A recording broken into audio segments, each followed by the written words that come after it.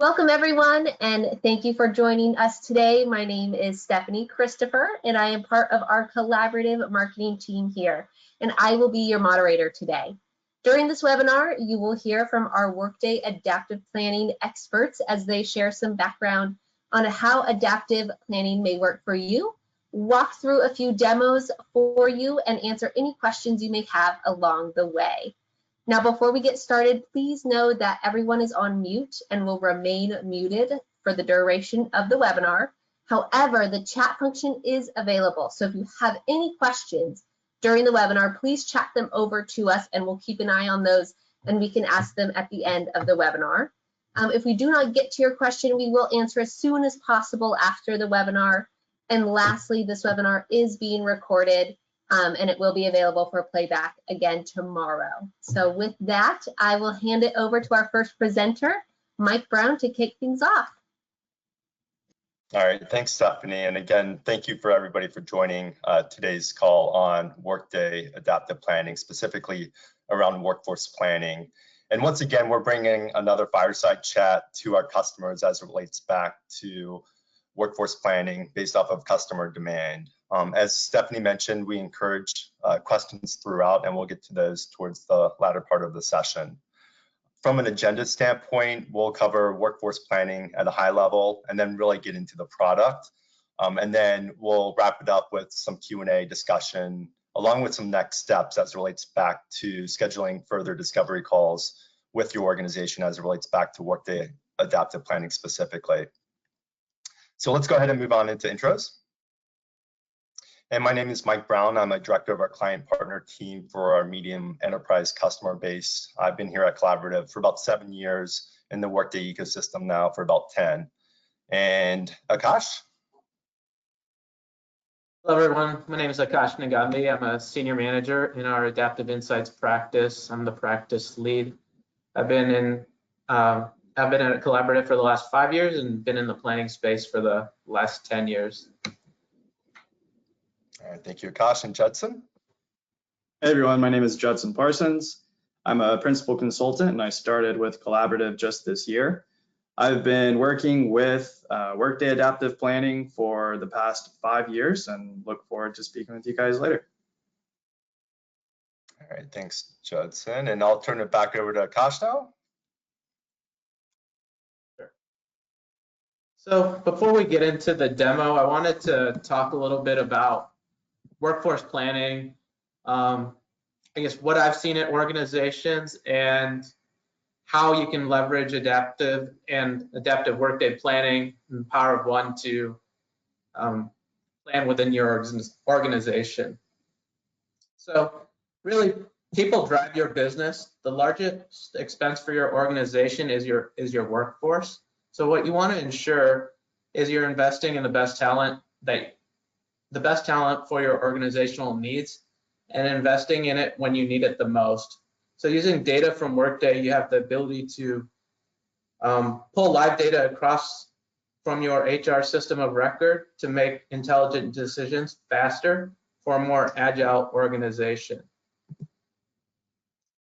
So what this next slide is showing is a workforce planning maturity curve that I've seen with customers. Typically, planning is a finance-driven activity, so the main focus I've seen with customers is around headcount and cost planning, but that's only one area of workforce planning. Imagine the ability to assess your resource capacity, easily allocate resources to meet operational demand, and then create scenarios to look at and understand the best path forward, easily compare your scenarios, and then pick a path forward and run with it. You can also tie workforce plans to strategic initiatives or projects within your organization. So if you guys are using Workday projects, you can source projects directly from Workday and then plan against those projects in Adaptive. And the last thing I have here is talent or skills-based planning. So we can pull any HR data that we have within Workday HCM, and then you can use that data to identify skill gaps within your organization and then focus your recruiting efforts to kind of fill those gaps. So you don't have to do all of these, but adaptive is very flexible in the sense that, you know, you can build one of the models and then layer on complexity as your planning needs progress. So with Workday Adaptive Planning and the power of one, you have full flexibility in the data that you wish to plan with. So I'll show a little bit of that when we hop into the demo, but it's really the power of accessing the latest and greatest data from your HR system. You have a single source of truth, and you're not passing spreadsheets around anymore. You're spending more time on analysis instead of gathering and reconciling data. Be fully confident in the data that you are planning with and making sure it's accurate. So it really helps with that process. So before I hop into the actual tool, a couple of key takeaways I want you guys to keep in mind as we go through this. So let's think of workforce planning in a strategic way. So strategic workforce planning is really, it's the intersection of business strategy, talent skills planning, your headcount and cost planning, and aligning that with your organization's goals. So using adaptive, HR and finance can work together to produce a plan that takes into consideration a holistic view of where your organization is trying to go. So with that, let me hop into the tool.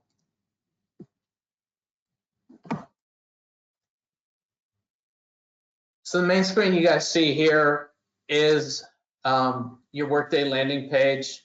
So the way we get data out of Workday and into Adaptive is by designing custom reports in Workday that we can then source data into Adaptive with.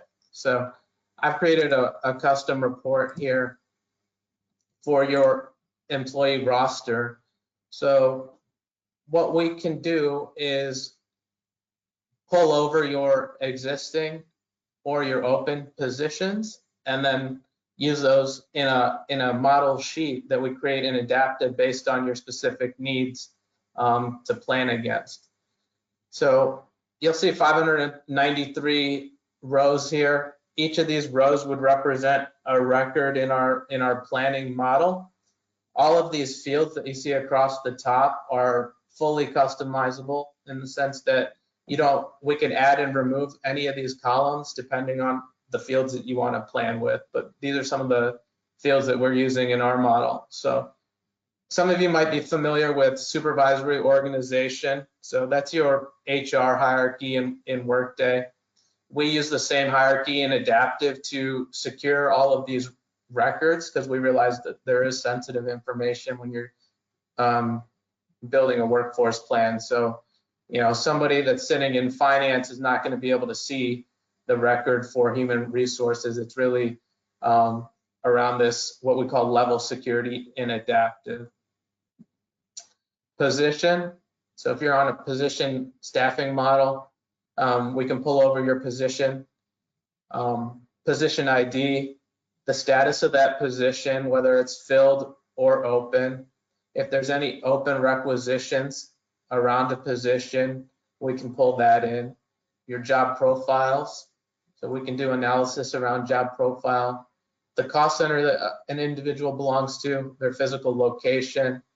And here I also have a hiring manager and recruiter if we want to do any analysis on that. And then there's a couple down here, worker type. So this could drive any benefit type calculations. You know, if you have a large contingent workforce, they might not get the same benefits that a full-time employee has. Your hire dates. In here I also have whether they have certifications, if they're tagged to any specific projects within Workday, and then an annual compensation amount. So that's a report that we use to source data into Adaptive. And what I want to show you now is how quickly we can get this data into the tool. So if you're not familiar with Adaptive, our Adaptive home screen sheets, these are all of the models that we could build in Adaptive. So I'm going to show you this positions sheet. And what I really want to show you is right now our sheet is empty. We've designed this sheet based on customer specifications. But what I want to show you is how easy it is to load data into this sheet. So I've pulled up our integration task that we have with Workday, and we can refresh this page. So I created a load workforce task. We're running this task. What this is doing is it's calling that report that I just showed you in Workday, and it is loading that data set into Adaptive. So this is the piece that I wanted to talk about as far as power of one. This is accessing the latest snapshot of your workforce and pulling it into our planning model. So then you can start modeling with it. So if I refresh our model, you'll see these are the 593 records that we're showing on that Workday report. So from here, I'm going to hand it to Judson, and he's going to walk you through how to use this data in your planning.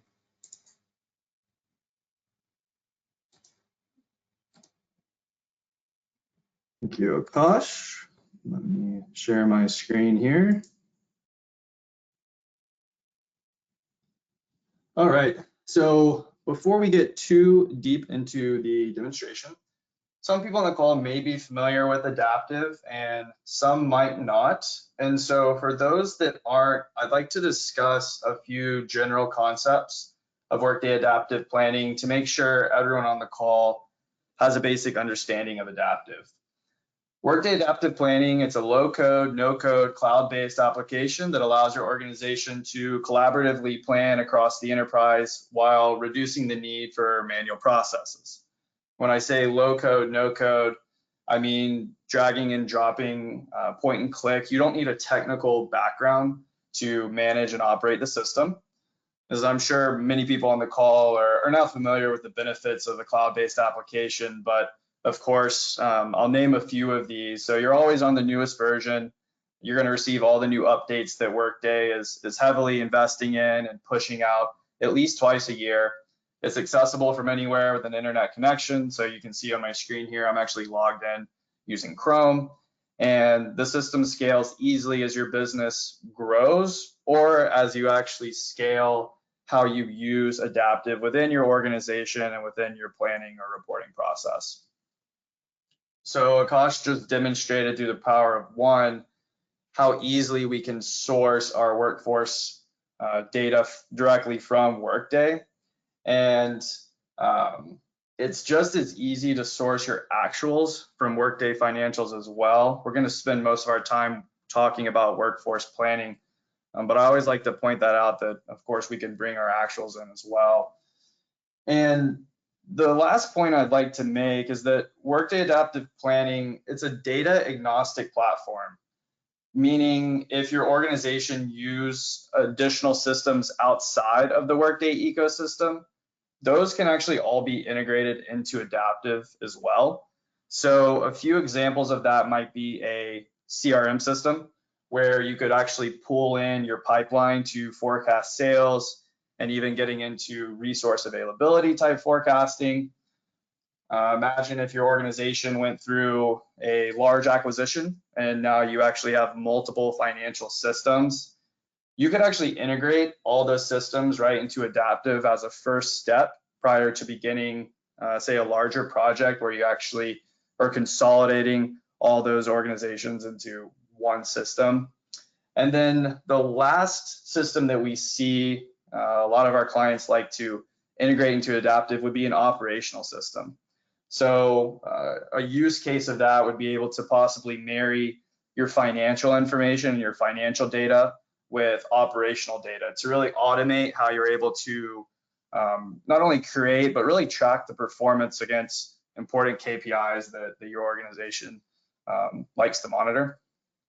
Ultimately, being data agnostic, it provides your organization with a single data repository, a single source of the truth, and you can use that to build your plans from, and then of course monitor your actuals performance against those plans as the year progresses. Those were the main points I wanted to hit. And I'll just point out, Akash and I spend a lot of time, actually implementing and working with Adaptive with our clients. So please feel free to use the chat feature to ask your questions as we go throughout the demonstration.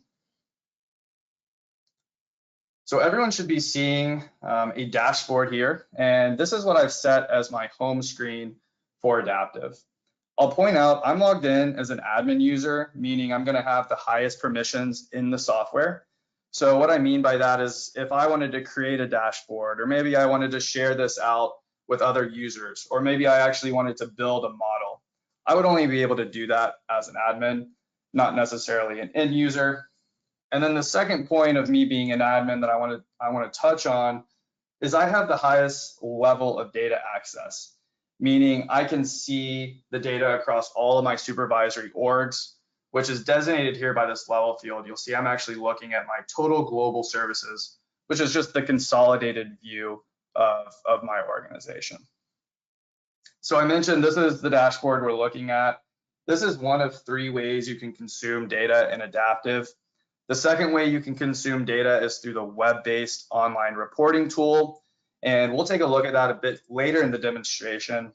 The third way you can consume data in Adaptive is through what's called Office Connect. Office Connect allows you to build live links from your data in Adaptive to Microsoft tools like Excel, Word, or PowerPoint. And with those live links, you can change certain parameters like time to update those relevant files, whether it be Excel or PowerPoint. And so a use case of this that we see, it's fairly common. If you build a PowerPoint deck to present to your board or executives, let's say on a quarterly basis, and within that deck, you're using the same dials or charts, graphs, you can dynamically change your time from quarter to quarter and actually update that PowerPoint with the latest information that you're trying to present. Again, just saving you time and effort in those manual processes with adaptive planning.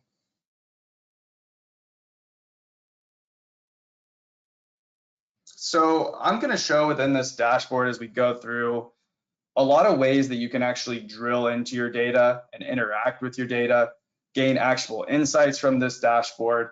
And like Akash mentioned, if I didn't necessarily want to drill through my data and I know exactly where when I go through the system, everything's accessible for me here within this drop-down menu. I can access my sheets, which are essentially like Excel sheets where it's holding data and doing some of the modeling for me. Maybe I can access some of my company-wide assumptions and key drivers that really drive my model. I mentioned the online report tool that we'll take a look at here. Of course, the dashboards, which we're seeing now.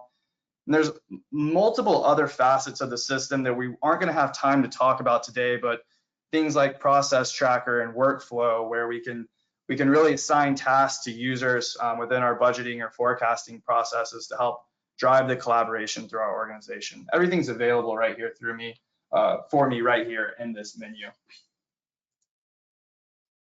Let's take a look at some of the charts I have on this dashboard. I'll point out that these are all for my particular organization, what's important for me to track. Now, by no means are these set in stone. These are all flexible, and I can view really any type of data that I wanted to in this particular dashboard. So here on the left-hand side, I've got headcount by my different regions. You'll notice I have 3 different data series here that's stacked on these bar charts. I have my open positions, I have my filled positions, and I have my planned positions. What I like about these data series is I can quickly toggle these on or off. So if I just wanted to see my open positions and my planned positions, simply by clicking my field positions, I can see a totally new view of this graphic. I've got my open positions here by job category. This particular chart right here is actually showing me my budgeted salary and benefits for my 2021 working budget. I've also pulled in my salaries and benefits related to my actuals. So as those were integrated let's say monthly throughout 2021, I would see them populate here on this chart as well. Of course, I don't have those actuals yet, which is why we don't see that green bar. And then I'm actually comparing both my budget and my actuals to a top-down budget, which is my executive targets, represented by the purple line that you see at the top of that chart. And then down here, I've got these are three KPIs, metrics that are important for me to track.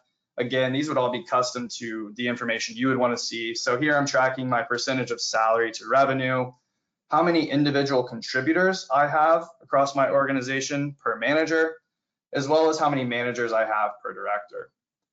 This contributors per manager, you might see standing out with the green text. And so I'm going to mouse over this, and it might be hard to see on your screen, but I've set conditional formatting on this one KPI. And this right now is telling me that my target ratio is achieved. We're going to take a look at, as we kind of drill through this data and go through a scenario, how I can use conditional formatting on this particular KPI to drive some actionable insights. So pay attention to that one KPI as we continue throughout the demonstration. Two concepts on this that we've kind of touched on, but I want to make sure is clear because they're going to follow us throughout the system. And it's important to know what they are. The first one is a version. So I mentioned right now we're looking at our 2021 working budget, which can be shown here by this drop down in the top right corner. So I mentioned we have an actuals version where I can integrate my actuals to, as well as we also mentioned I have that executive target line that I was tracking my salaries to. So I can build as many, I can build top-down budgets as well as bottom-up budgets I have here, which you can see is the 2021 working budget. The benefits of these planned versions are that you can have as many as you would like. So you'll notice down here, I also have what-if scenarios. Adaptive does a really good job with their versioning and what-if scenarios. So what it allows me to do is it allows me to quickly copy a version, say this 2021 working budget, change as many assumptions or as many drivers as I want, and quickly compare those versions together, just like you would see here in this particular chart, or even a web-based report. So that's really the main benefit of these versions, is easily comparing one against another, as well as easily copying those, changing those assumptions, driving those what-if scenarios. The second main piece I want to talk about, we've already touched on here, is this level selector. So again, I'm looking at my total global services, and as I expand this, you'll see a very common supervisory org structure for any organization, right? And so this level structure is coming from Workday, and it's how we secure the data. It also allows the data to roll up and consolidate naturally as the end users plan the supervisory org they're responsible for, right? So if I'm a VP of sales and marketing, instead of having that whole list, maybe this is what my view looks like. So I can see my open positions by job category across just the supervisory org that's important to me. I can continue to drill in, right? So if I am a director of sales, I would probably have this level here at my sales. And if I was a manager of a particular market, let's say our North America market, as I drill into that number again, the chart is actually going to change for me.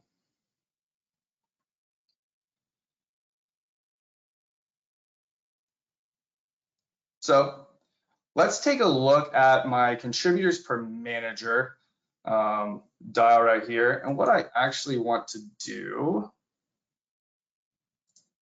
let's take a look at another level here. Let's go to my Latin American group.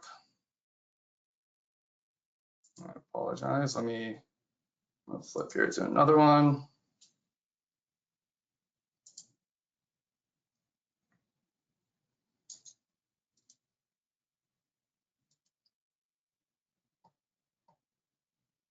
I apologize. Give me 1 second, everyone. I wanted to change something here that I failed to change.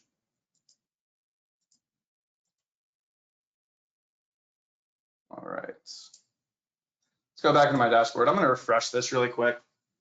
There was some data I had left over I wanted to change.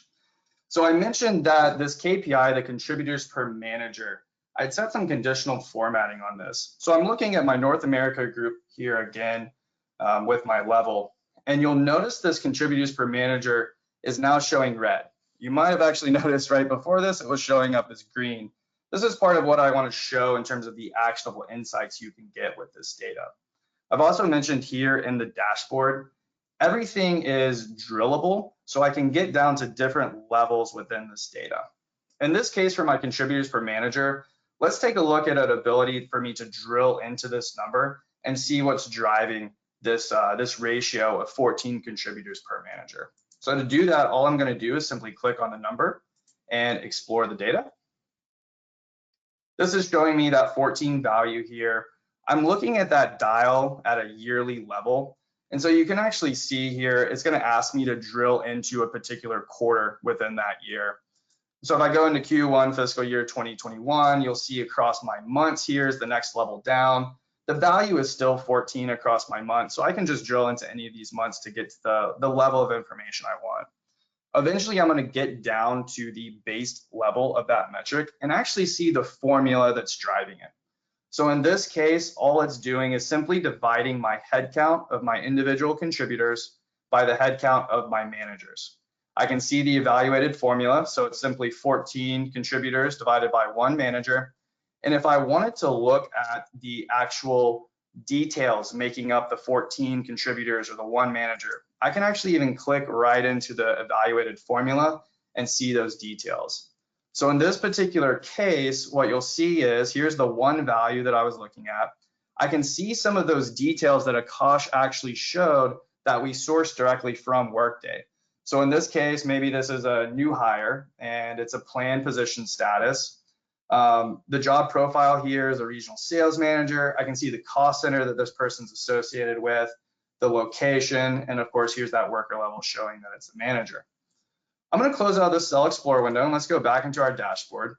So I know that I need, in this particular case, with my contributors per manager, this conditional formatting is telling me I have a ratio I'd like to achieve of around 8. So the quick math is if I added 1 more manager, right, with 14 contributors, I should get below that 8 ratio. So let's see how I can use this to actually add a new manager, see some of that actionable insights that I was talking about earlier. To do that, I'm going to drill into my current open positions by job category in sales. And I'm going to go to Explore Data again. Same view that we had last time of the Cell Explorer when we drilled into that metric. But there's one thing I want to point out, and it's showing me where this data is actually visible on the following sheet. And in this case, it's going to be our position sheet. I'm going to click on this link and actually drill right into the sheet. So again, this might look familiar to you. Akash briefly showed this when we actually sourced that data from Workday. And I'll explain what the sheet is. It actually almost looks like the report he showed as well from Workday. So you can see the position, the worker, this column here with the position status, job profile, cost center, right? All those different dimensions or attributes that are stored in Workday. And what this sheet is actually doing is it's actually holding the data that was just loaded from Workday. You can really think of it just like a sheet in Excel, right? There's different ways to store data within that sheet. And then once the data is being stored, Adaptive can use formulas and logic with these various fields and attributes to create calculations. Maybe those calculations are populating certain GL accounts, right? Like our salaries, our benefits, our taxes that we might have to pay. Or they could calculate other metrics like the head count that we were just looking at. Maybe I'm tracking certain certification statuses. I'm able to track those metrics as well with the formula and logic within Adaptive. The information that I'm capturing here, again, it's really specific to your needs as an organization. This is simply a sample of what we see and what we might want to capture within a workforce plan. I'm going to point out, again, we're on that 2021 working budget and we're on the Field Sales North America group, right? So you'll notice those 2 fields followed us through again. Let's take a look at how I might interact with this sheet. Remember, going back to that dashboard, I need to hire a new manager. So there's really two ways I could do that. One, I could click up here and I could add a totally new row. And it would add a blank row. And as a manager for my North America field sales, I could interact with each one of those fields. I like to actually right click here and copy a row that I already have planned and I know it's a manager. It's just going to save me a few clicks as I go through and I'm planning this new position. So let's change the position here from new hire 1. Let's just change it to new hire 2. We'll leave it as a planned position status. Let's leave the job profile the same. This is going to be a regional sales manager. I can leave the cost center the same, location the same. I actually have a project field here as well. I've got 2 internal projects here that I could actually assign this person to. This is almost a simplified example of tracking an employee's expenses to a project. I could very easily split this employee, is what it's called. So I would be able to split their time, whether it's based off a number of hours per month, whether it's simply done at a percentage of their time per month. I could actually split this employee and allocate this employee's expenses across multiple projects throughout the year if I wanted to, but we'll just assign it to this one project here. I'm going to leave hiring manager, recruiter, some of these other fields blank. I am going to go ahead and give this person a potential position start date just to show how some of the calculations work throughout Adaptive by adding in the start date. We'll make them start, let's just say somewhere in the middle of February for our case here. And then because of this planned position, I've actually created some logic here where the salary is going to come through just on an average by position, by job profile, excuse me, and by location that I currently have in the system. It's going to go ahead and give me that average.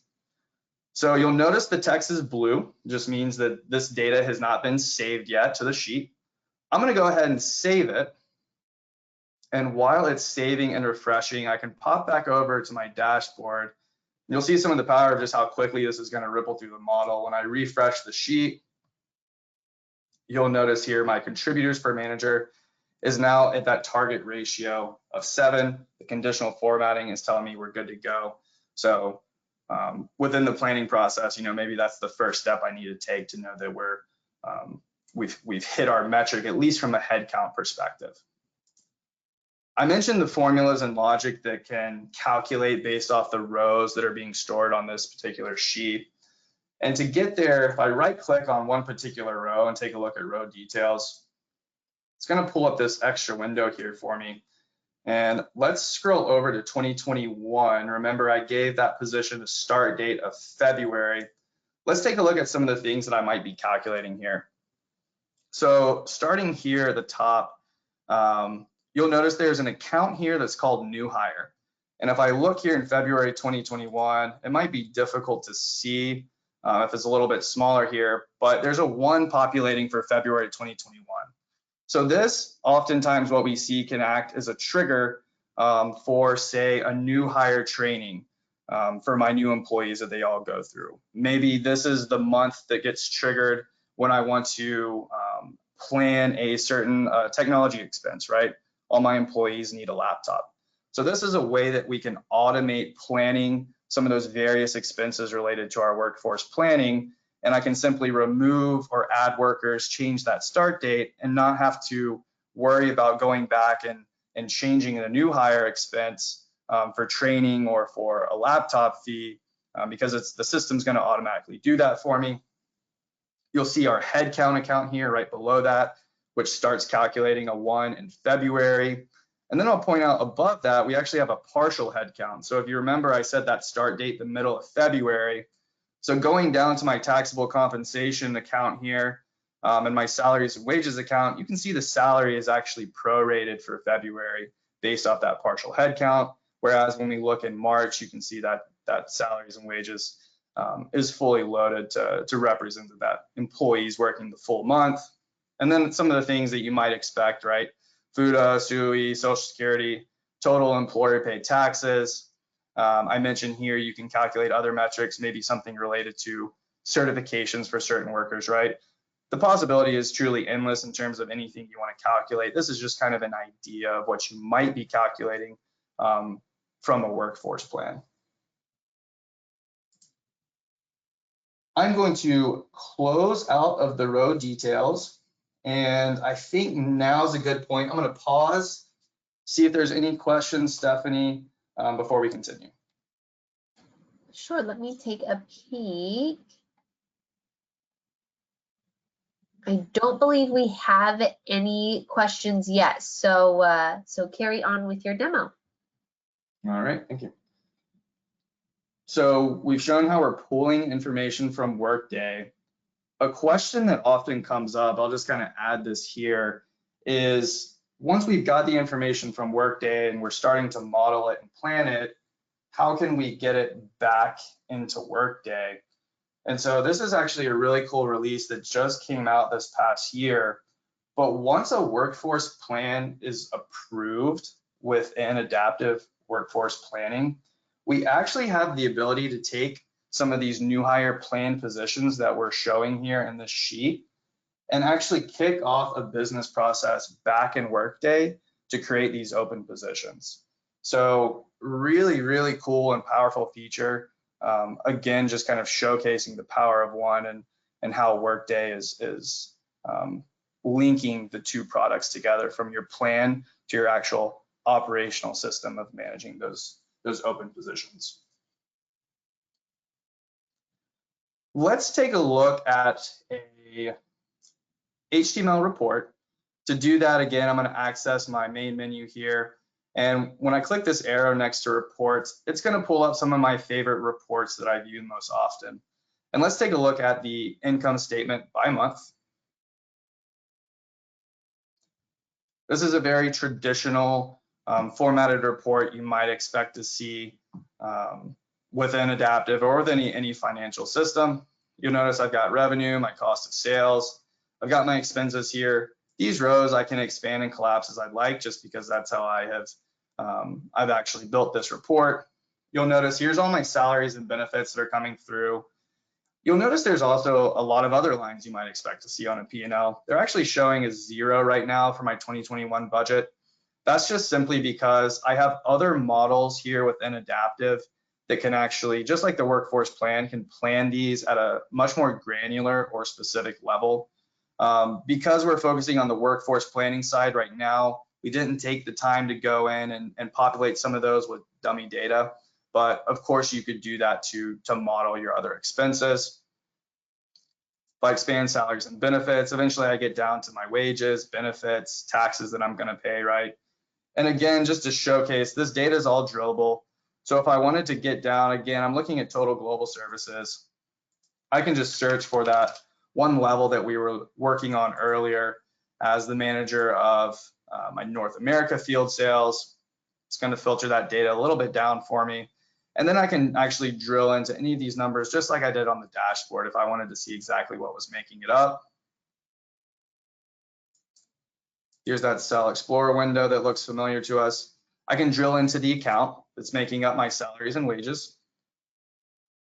This is now giving me the breakdown through location. So it's capturing all those dimensions that were stored within my personnel sheet as I'm planning my employees by location.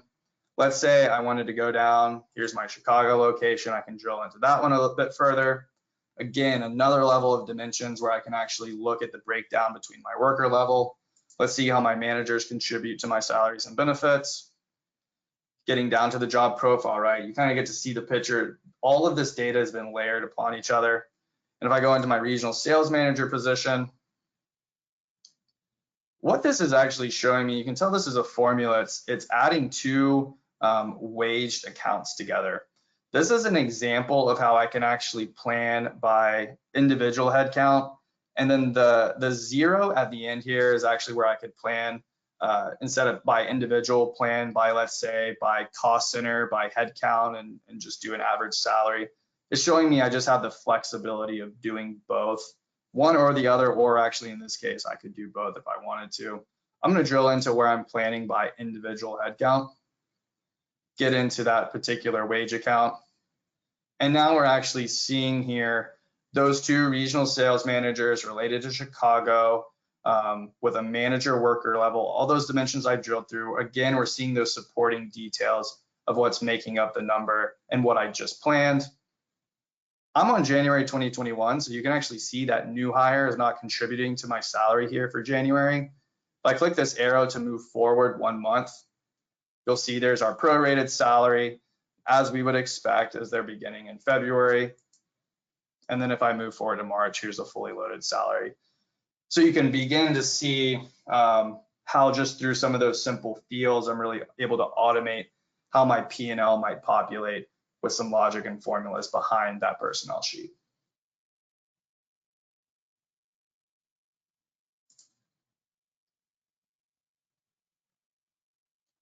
So I mentioned that adaptive is click, not code. Let's take a look at how easy it might be to modify one of these reports. I'm going to quickly save as. Let's say I wanted to add this income statement. I wanted to add a location to this report. Let's change the name to income statement by month by location and do a save as to create a copy of this report. I'm going to quickly modify this report. This is our report builder layout. So you'll notice here are all of my accounts that I was just viewing.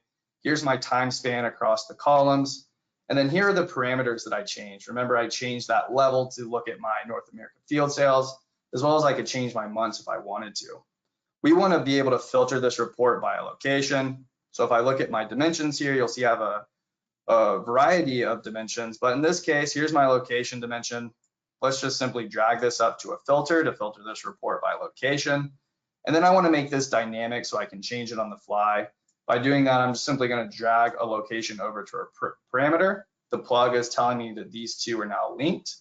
And so if I actually run this report, I'm going to look at my parameters here to change them. Here's my level, here's my period, here's that new location I just added. Again, maybe I wanted, instead of having to drill in through Chicago, maybe I only wanted to see it by Chicago. When I run that report, you'll see it's now filtering this by Chicago for me. So hopefully that kind of shows how easy it is when I say drag, not drop, to really build these reports and build the structure, even the dashboards, to get the view that's most important to you. One thing that I'll point out here as I transition into, let's actually just, I'll close this and go back to the dashboard here, is that just like I mentioned with the open positions or the planned positions getting pushed back into Workday, with those full P&L or your full financial plans, once those budgets are approved, we actually have the ability to push those back into Workday financials as well. So you can leverage the full power of Workday financials once you have a submitted budget within the system. We're going to take a look at a few other tabs I have here on my HR dashboard. People costs here, just a different way that I could look at costs related to my organization. Some more KPIs, even looking at this from a geomap type perspective. Akash mentioned planning your skills, right? Being able to actually track your skills.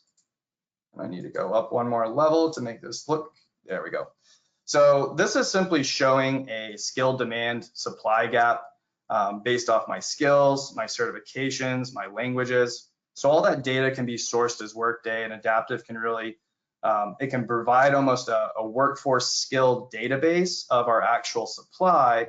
And then I can actually do some more advanced skill-based demand planning to show my gap from what my current supply is to what my demand is. And then this is just simply showing me almost a list of all the skills I have. It's showing me my forecasted demand, my current supply, or what skills have been achieved, and then of course where my gap lies. So I have a full list of all those competencies here. We don't have a specific skill-based demand planning model, but really the sky's the limit in terms of how you want to plan your workforce. And then if I jump over this projects initiatives, this is a very simple graph, but just wanting to show it's tracking headcount by the different projects that we have planned an employee to. And you can actually see here that internal sales training, I have one planned position here, which is that new hire that I actually added when we were going through our managing that metric of contributor to manager. So that's what I wanted to finish up on in terms of workforce planning. There's one other piece that I'm going to show now, ultimately to tie together the workforce planning and something like revenue planning. And the reason for that is that we know that our people help us achieve our organizational goals. And what we've seen is our most dynamic clients, they don't plan in silos. So what I want to show here is how we can tie different models together, that being our workforce planning model and our revenue model, and then how we can also tie together the concept of sheets that we looked at with the concept of the dashboards and consuming our data. And the idea is that these are actually called active dashboards. So it allows me to quickly change data from a sheet and see the impact of that within a dashboard type view. We're going to finish the example of what we were looking at for our North America field sales. So when I type in North there, I'm going to go into my field sales North America level again. You'll see our dashboards will change a little bit. I'm going to set the scene just quickly for what we're looking at here. Let's say that I'm this is a manufacturing example where I'm planning units of a particular product by location. Now, I have assumptions that are saved throughout the system of the price per each unit. Maybe I have some cost of goods sold costs associated with producing each unit. And right here within this sheet, you'll notice Atlanta and all my different products. As I plan the units that I'm planning to produce in each unit, it's actually calculating for me in this case, if I get rid of my capacity gap, my planned revenue in this particular case. So let's take a look here at Atlanta. And what I'm going to do is let's use the example of planning my products for Atlanta. And in this case, what I'm going to do is I'm going to increase my units here to 18,000 from 9,500. Again, this data hasn't been saved, so it's showing as blue. I'm going to go ahead and let me turn this back on. Helps with the visual. And I'm going to save the sheet. And what you're going to see is happen is this dashboard is now going to update for me. So what you'll notice is I've again set some conditional formatting here on a capacity issue with my revenue. And what I've done is I've actually set a assumption for all my regional sales managers by location that they can handle a certain amount of sales capacity. And so what has happened is I just planned too many units in Atlanta for the amount of capacity that my regional sales managers at that location actually has. And so what this is telling me is that I'm actually short of capacity of around $600,000 for the year. And so let's take a look at that capacity assumption I was just looking at. When I jump over into my next tab here, again, you'll notice that Atlanta, my planned revenue is over this area chart here of my net capacity. I could change this and toggle with the capacity of Atlanta if I wanted to, and it can change. But let's say, you know, if I made it 1.1 million, maybe my regional sales managers went through a new training. I expect them to handle an extra 100,000 of capacity. This will update for me, but when I do that, you can see I'm still getting some action required here for Atlanta. So let's take a look and really tie this all together looking at my regional manager position sheet. This should look familiar to you because this is the exact same sheet that we just planned the new hire on earlier for Chicago with our manager when we were looking at that contributor to manager ratio. This is actually showing us, if I turn this surplus and need to hire off, this is showing us our open positions we currently have. If I look at San Francisco, I've actually set some conditional formatting here as well. This is telling me at San Francisco, I have 2 open positions here, but I currently even have a surplus in San Francisco. So maybe I could look at moving an open position from San Francisco to Atlanta. It would be very possible to do here for me just changing a field here on my open position, changing it to Atlanta, watching the change happens.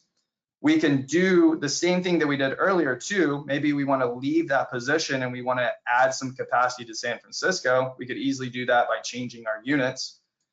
Let's add a new manager. I'm again going to copy a row here. We'll change this to new hire 03. We'll leave everything here the same, except from instead of Chicago, I'm going to change this location to Atlanta by typing in the search bar there. So here's a new plan, new hire for a regional sales manager for Atlanta. Let's just say we'll have them start at the beginning of the year. Easy as that. I'm going to click here to save my sheet. And so note I have a negative 0.45 capacity, basically just showing the FTE I need to hire for my sales capacity. As we would expect, when I add one new FTE, that's going to flip to show that I have 0.55 of an FTE capacity. I can look at my other dials and see now I have some more capacity that I can actually plan revenue. And then if I go to my unit plan, you'll see everything is flipped for me, so I have some capacity that I can actually plan for. So I've used all my time. That's the last point I wanted to show. And to just put a bow on this, hopefully we effectively demonstrated the benefit of the power of one with Workday and Adaptive, and how you can easily source your workforce data directly into a planning model. We looked at analyzing it graphically using conditional formats to set some specific action for planners. We easily made a change in the model. We saw that change ripple through both our dashboard, even saw how it affected our P&L. And then finally, we saw how we could relate our workforce plan to other models within the system and allow our organization to really dynamically link the entire planning process together. To summarize everything we showed today, it's just the tip of the iceberg as to truly what's possible with Workday Adaptive Planning. And hopefully we spark some ideas as to how your organization might be able to leverage the power of one with Workday and Adaptive to fit your needs. And with that, I will hand it back over to Mike. All right, thanks, Judson.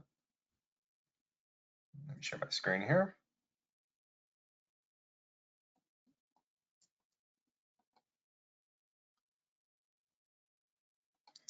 All right, so thanks a lot for going through the workforce planning component. And we recognize, based off of a lot of the survey results, that some of you may be doing workforce planning in spreadsheets or manually or just even ad hoc. So what we wanted to do was offer up a further deep dive discovery session with your organization, where we can really evaluate your use cases and see how you can benefit from workforce planning with Adaptive. And with that, you can either contact your direct client partner, or you can reach out to myself as well. So Stephanie, let's see if we had anything that actually came through. Yes, let's take a look here. Looks like we did get a couple. So thank you so much, Mike and Akash and Judson. Great demo, great presentation. This was wonderful. So looks like first question that came in, how long does a typical workforce plan take to model in Adaptive? I can take that. So typically with customers, looking at about 12 weeks for workforce model. That can change depending on your requirements. We've done it as quick as 8 weeks. It just all depends on what you want to do, how much data you want to pull over, and the complexity of those models. Okay, great. Thank you for that answer. Next question looks like we have here, how granular can we get in workforce planning?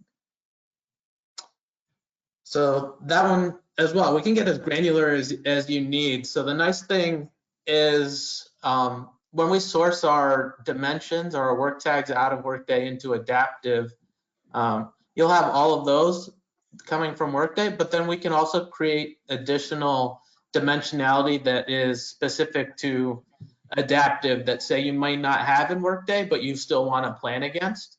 We could do that, and then when we send the data back into Workday, we would summarize the data back up to a level that Workday understands and push that data into a budget structure in Workday. Okay, great, thank you. And it looks like we have one last question that came in here, perfect timing. How do you incorporate feedback or reviews after the initial workforce plan?